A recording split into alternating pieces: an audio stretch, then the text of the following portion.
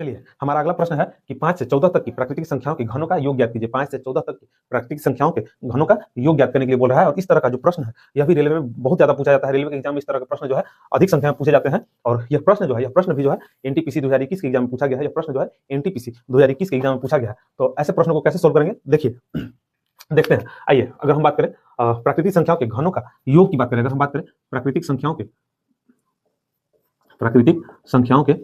घनों का योग, घनों का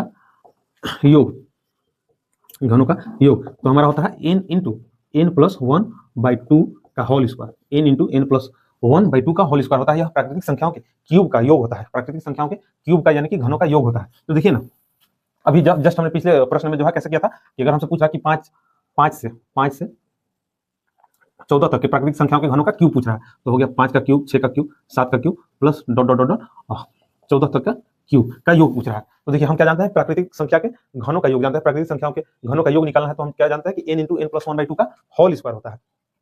तो ये तो प्राकृतिक संख्या है लेकिन एक से नहीं है, और प्राकृतिक संख्या जो है एक से स्टार्ट होता है। तो देखिए ना, इसको हम लिख सकते हैं ऐसे, प्लस का 4 का क्यूब प्लस 3 का क्यूब प्लस में 2 का क्यूब प्लस 1 का क्यूब प्लस 1 का क्यूब। अब हम क्या करेंगे कि 1 से 14 तक के प्राकृतिक संख्याओं के घनों का योग निकालेंगे। 1 से 14 तक के प्राकृतिक संख्याओं के घनों का योग निकालेंगे और इसमें से 1 से 4 तक के प्राकृतिक संख्याओं के घनों का जो योग है उसको घटा देंगे। 1 से 4 तक के प्राकृतिक संख्याओं के घनों का योग जो है घटा देंगे। तो आइए कीजिए, अगर हम इस फॉर्मूला को इसको बैठाते हैं तो हमारा जाएगा 14 गुने 14 प्लस 1/2 का होल स्क्वायर।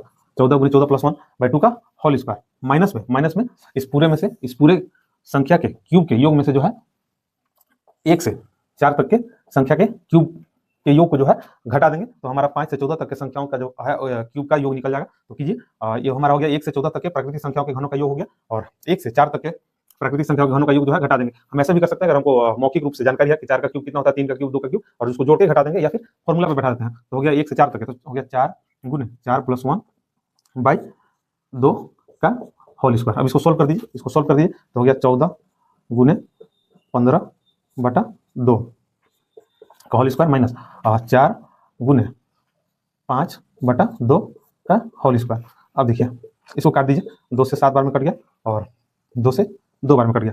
क्या हो गया, 15 सत्ते 105 का स्क्वायर माइनस 5 गुना 10 का स्क्वायर, 5 गुना 10 का स्क्वायर। अब क्या कर देंगे इसको, अगर आपको मालूम है यहाँ से कि 105 का स्क्वायर कितना होता है, 105 का स्क्वायर कितना होता है, 105 का स्क्वायर जो है 11,025 होता है, 11,025 होता है और 10 का स्क्वायर जो है वो होता है 100। अब इसको घटा देंगे तो कितना आ जाएगा हमारा 10,925 आ जाएगा, 10,925 आ जाएगा। और यही हमारा जो है 5 से 14 तक के प्राकृतिक संख्याओं के घनों का योग है। 5 से 14 तक के प्राकृतिक संख्याओं के घनों का योग है। और यहाँ अगर आपको कैलकुलेशन, अगर आपको 105 का स्क्वायर नहीं याद है तो आप ऐसा भी कर सकते हैं, इसको ऐसे भी कर सकते हैं। ये देखिए फॉर्मूला पर है, a का स्क्वायर माइनस b का स्क्वायर। a का स्क्वायर माइनस b का स्क्वायर क्या जानते हैं, a plus B into a minus B. देखिए ना, 105 प्लस 10 हो जाएगा और इंटू में 105 माइनस 10 हो जाएगा, a plus B into a minus B. अब इसको सोल्व कर दीजिए, 115 गुना में 95 और इसको जब गुना कीजिएगा तो हमारा यही आएगा 10,925।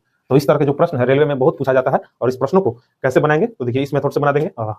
अगर हमसे पूछ दें कि प्राकृतिक संख्याओं के घनों का योग ज्ञात करने के लिए पूछ दे तो हम इस फॉर्मूला का यूज करेंगे, n इंटू एन प्लस 1/2 का whole square. n into N plus 1/2 का होल स्क्वायर, यह फॉर्मूला जो है प्राकृतिक संख्याओं के घनों का योग निकालने के लिए हो गया। और हमसे पूछ दे कि प्राकृतिक संख्याओं के वर्गों का योग निकालना है, प्राकृतिक संख्याओं के वर्गों का योग निकालना है तो हमारा फॉर्मूला क्या हो जाएगा, n into N plus 1 into में 2n प्लस 1/6 इंटू में 2n प्लस 1/6। तो इस फॉर्मूला की मदद से जो है हम इस प्रकार के प्रश्नों को हल कर सकते हैं, सोल्व कर सकते हैं।